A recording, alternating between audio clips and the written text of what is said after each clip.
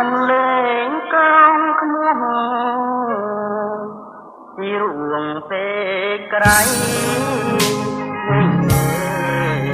ចងដៃអូនហើយនឹង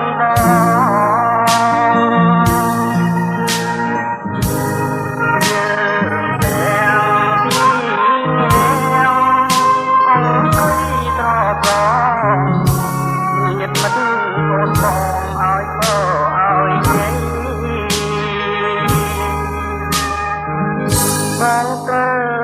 ត្រកយួនរៀនក្បួនយុទ្ធសាស្ត្របងដល់ផ្ទះអូនតែមានថ្មី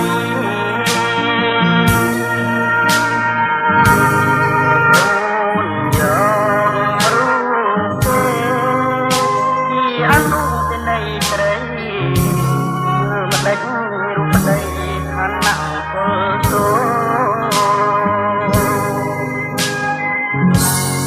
នឹងហើយជីវិតពលតោអភ័ព្វពលតោមានរងអរក៏ចិនដា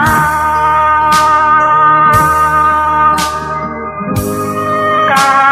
បានបីខែត្រីប្រែសាវា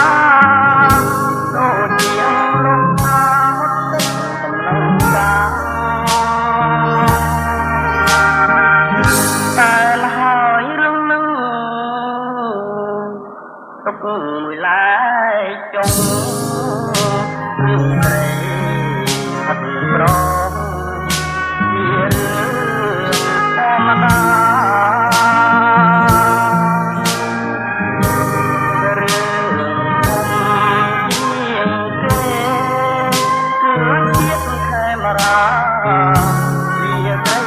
តាវ៉ាលៀបកាអង្គក្លិននឹងហើយជីវិតពលតោអភ័ព្វពលតោគ្មានត្រង់អត់ក៏ចិនដា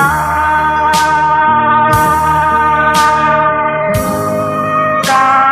បានបីខែត្រីប្រែសាវាដូចជាលោកតាទឹកកំឡុងកាតែលហើយរឿងនឹង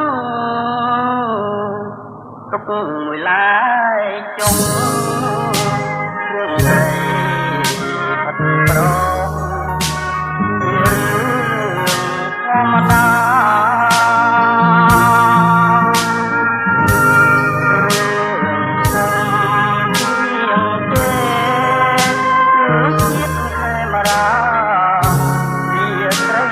តាវ៉ាលៀបកាអង្គក្លិន